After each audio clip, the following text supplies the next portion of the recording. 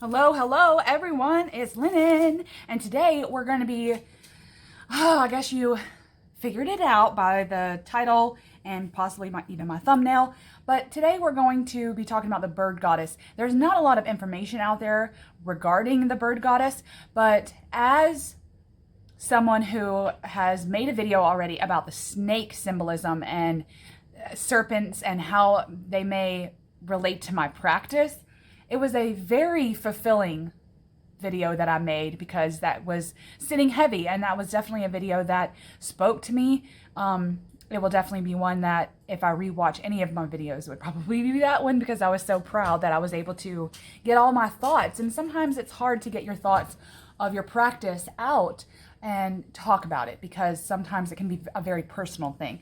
And this goddess is no different. Now this, I don't want to keep calling it a goddess, but that's its official name. It's basically just the figurines from about the 5th to 6th millennia in Europe that was found, that these figurines were found over there, and they mostly had a female body with a bird head.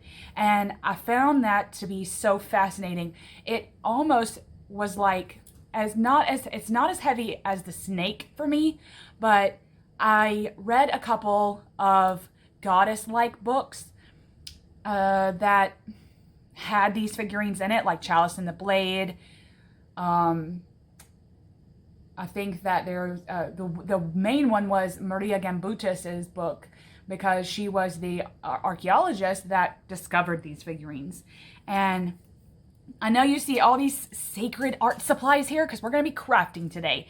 As I tend to make a lot of my own altar tools. I've made a couple of things that I sit around, not necessarily for always an altar, but figurines that little statues and things that I make out of clay, or if I paint a picture and put it on like thick cardstock, or I digitally alter a photo of myself and then use that as an altar tool for my self-love practice. I do a lot of things with my own hands. And I realized that because I study so much of the ancient figurines, the ancient goddesses, the Minoan culture, anything Marija Gimbutas does is has put out and put forth to the world is gold. But I realized that in all the things that I have done for my practice with my own two hands, I haven't made anything with the bird goddess. And I thought, what could I do? What could I do? Well, when I was young, I've been crafting since I think I've been operating a glue gun since I was about 4 years old. Okay, no joke. I've always been into crafting and hot gluing and gluing, and I want to be sticky, and I want it to be all over my hands and in my hair.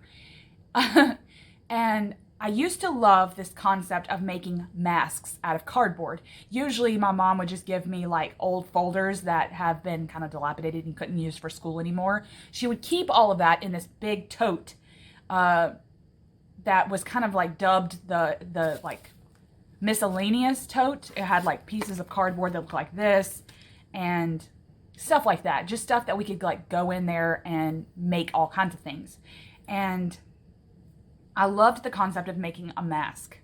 So today I thought that we would make a mask, but instead of it being small or something that I could like potentially wear, it wasn't going to be a wearable mask. It was going to be a mask that I could hang up in like on a nail in my gallery wall if there's any room. Y'all have seen my gallery wall behind me on most of my videos, but I'm gonna probably hang this somewhere close to my altar as a reverence to the study and the like where my thoughts may go. And it could start like thought initiations. It could start me when I look at it to really think about why the bird goddess was important and why she may be important now in modern times.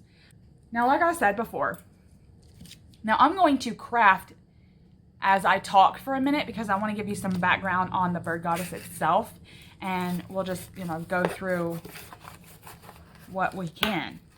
Now, like I said, Marija Gimbutas was the archaeologist that discovered these figurines. And forgive me if I'm off camera, I'm going to primitively cut out the eyes of this mask.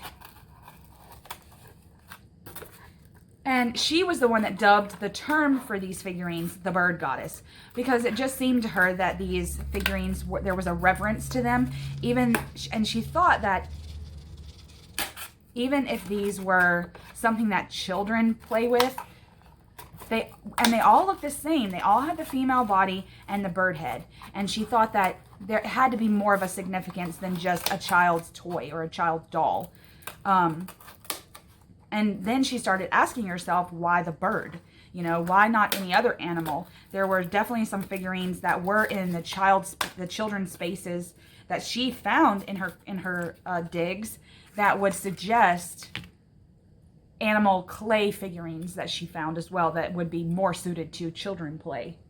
But I think that she believed that the goddess portion of these figurines could possibly represent a gynocentric society, not all the way matriarchal, not so much that there was a female god, but that there was the reverence with the female and a reverence with how the female cycles and gives birth, and seemingly unknown to the science behind it all. Back in the 5th and 6th millennia, no one knew why the people were bleeding and they were giving birth. So there was, I think that the females being gynocentric means that there was just a reverence for the female body and the cycles of life. Like I said, they were found in the 6th to 5th century, and it was mostly Central and Southeastern Europe.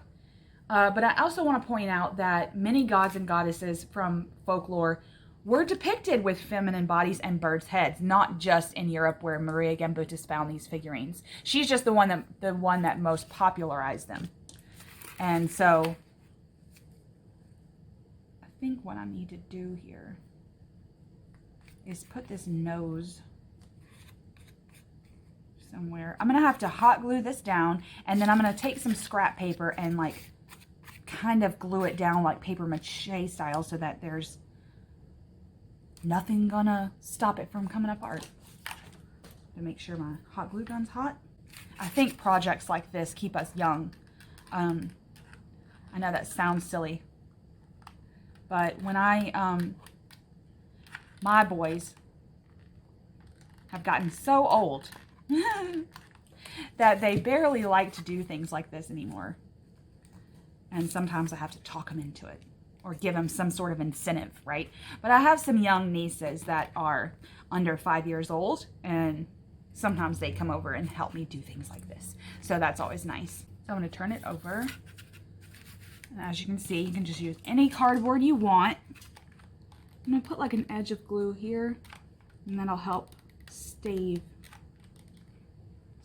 that.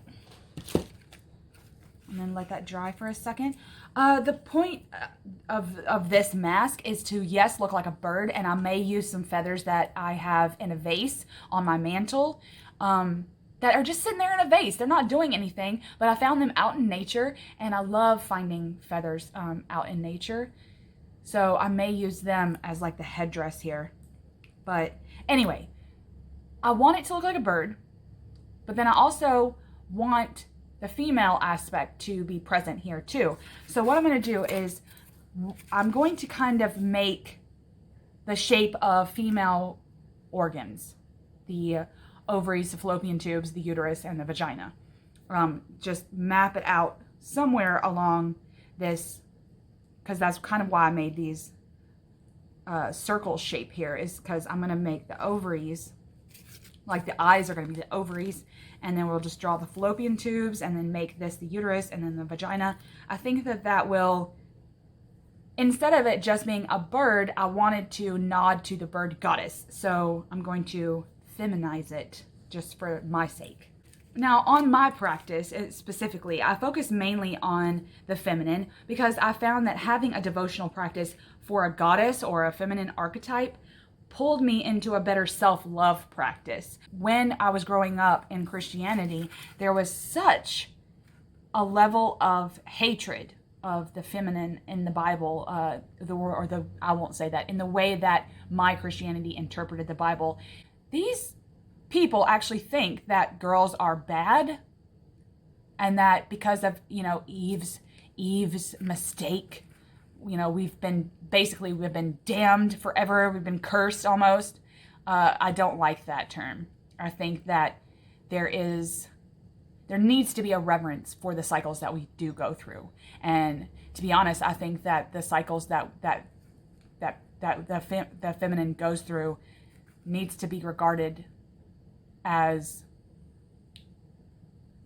like life-giving almost. There's a reverence there that I needed in my practice in order to love myself. And I learned to love myself and stuff like that. So it got easier for me, but for a lot of us it doesn't. And so anyway, now as this paper is thin, I have to be careful because I don't want to burn myself. So I'm going to make thinner strips here. Okay. Whatever. I might let it cool first before I go.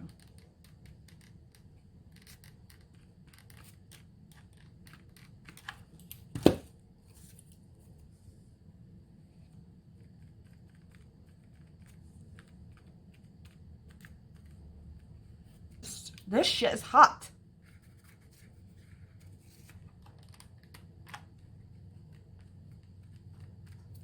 So, anyway, back to the matter at hand.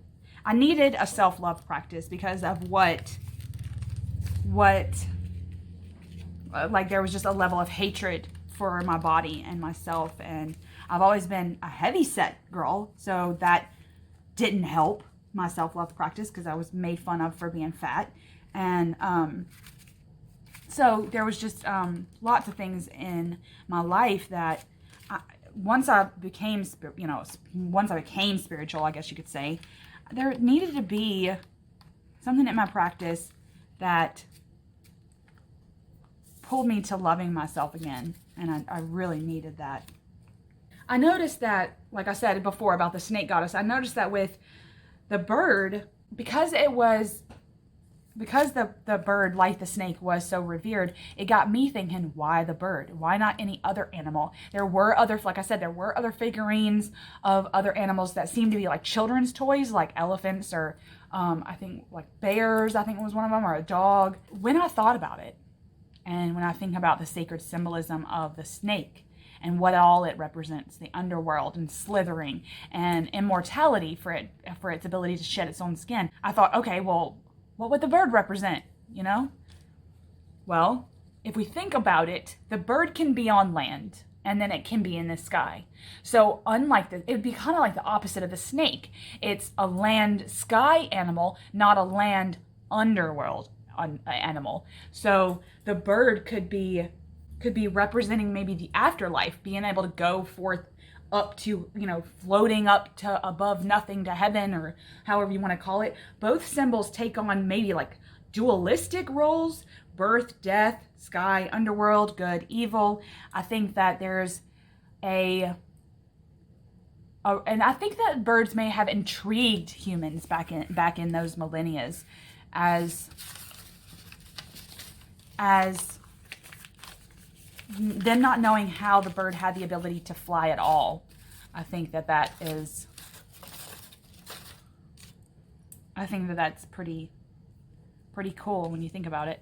And I think that for me, when I think of the snake and I think of its symbolism and how I associate the snake with sexuality and sensuality, and even link it to Lilith and Eve and the feminine that way, I can link the bird to it as well as a form of enlightenment for the female, and what that would mean for me and my self-love practice and my practice in general. That's why I decided to have both present in my practice. I wanted to do this first because what I'm going to do now is take some more of this cardboard, maybe some paper, and cut out some like feather shapes.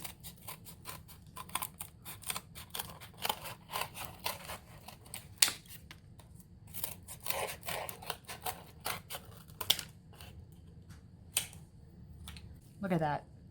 Kind of looks like a Pocahontas-esque feather, which I love. They kind of look like leaves too, which I think could pull us to nature. But I think that it got me on a journey of loving nature more. And it got me, when I would be in the tree, I would actually be looking at things instead of just daydreaming, looking at the cycles and finding reverence in the cycles of nature. And that started me on a really good nature-based path, even though back then I didn't know what that was. And it seemed like ever since then I became obsessed with. There were certain things about nature that I became obsessed with, like thunderstorms. Even though it's not safe for you to be inside of a tree when it's thundering and lightning, I used to do that all the time. And I had an elderly neighbor that was pretty much like my grandmother. She was a grandmother figure for me since I didn't have any others. She used to yell at me from her front porch, "Lennon, get out of that damn tree." And I used to run over there to her house, and she would have a hot beverage for me to drink. And we would sit on her front porch and just listen to it thunder. She didn't even have to talk. That was what I loved about her, is that we didn't have to talk. And she loved to look at nature as well, but in a more safe way. I wanted to be out in it. I wanted to be wet. I wanted it to, I guess I found it cleansing in a way to be out in the storm. I guess I could feel its magic, even its pull, even then. So you never know. I never know where all of those thoughts came from. Ever. I might blend all of this like that. One of my great aunts was a florist, and she always said that it's more appealing to the eye if you have an odd number of things. Like in a floral arrangement, don't ever put an even number, and I've never forgotten that. So now when I make things like this and I cut them out, I think of her saying that to me, how it won't be appealing. You won't look at it as much if you have an even number. So I thought that was pretty interesting. And I like how the feathers are, I want them to kind of stick up and stick out. Like they're flying in the wind. I like how these kind of look like leaves. There's so much sacred geometry, sacred shapes that you find in nature that I've always found fascinating. I swear, as much as I use a hot glue gun, you'd think I wouldn't have any fingerprints left. Okay, well, I will be right back. I'm going to get my paint and put away some of the supplies that I'm not going to use anymore. Okay, now what I'm going to do is kind of prime this with some, like a cream color. Let's get it all soaked in. Ooh, somebody's got something on my paintbrush. Okay, so I put some paint down, and what I'm going to do is I kind of mapped it out with a pencil, but I'm just going to go pretty primitive with this. I'm going to use like this tan color and put forth a layer of paint mapping out the organs, I should say. I'm going to do them like as close as symmetrical as I can, just to accentuate this. I know it's not even, but I don't really care. Just to accentuate this, I might go over this with like a Sharpie or a paint pen. I like how the bumps in the cardboard make it seem more vagina-like. Oh, I know that sounds crazy. What I'm going to do is kind of make an orangey color, because it's still technically a beak, right? This is still technically a beak. So I'm going to outline this in a more of a orangey terracotta color. Kind of like it's showing through here. Like I said, I'll probably outline the organ itself. I want it to be kind of pale, because I kind of want it to look like, I mean, I didn't want it to be clay-esque, but then I do kind of want it to look ancient and sort of like it would be hung in a home, so to speak, back in the day.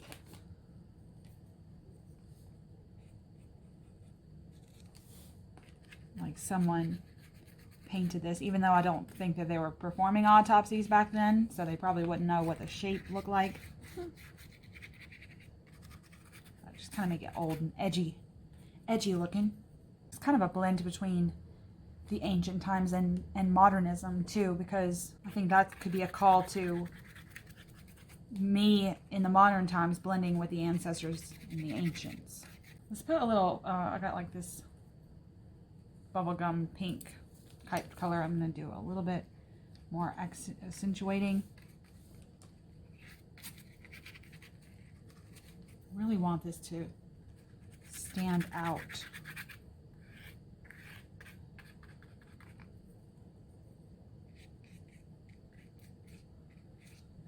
But then what I'm going to do is, because blue is such a contrast and that seems to be like a favorite bird color, I'm going to I'm going to paint the rest of this a blue color with some blue accents. And I think that that will help bring out the organs a little bit.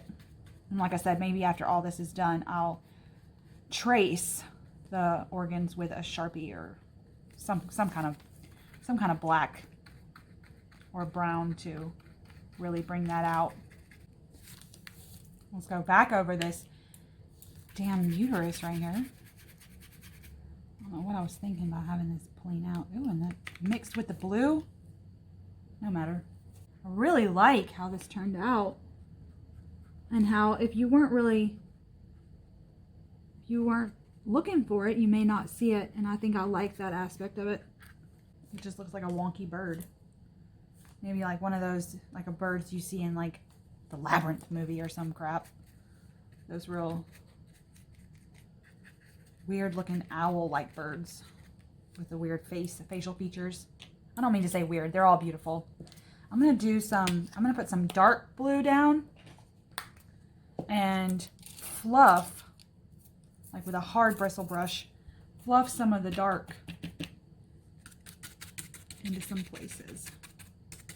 Now the feathers that I have are like this color, and I thought about painting them, but I don't think I want to. I think I want to just leave them as natural as they are, because I think that because I'm drawing things of nature, I want to pay homage to that, like I said before, and I think that if I painted them, then that takes away from the beauty of them just being the way they are. So I'm going to trace the organs and hot glue on my feathers, and I'll see you in a minute.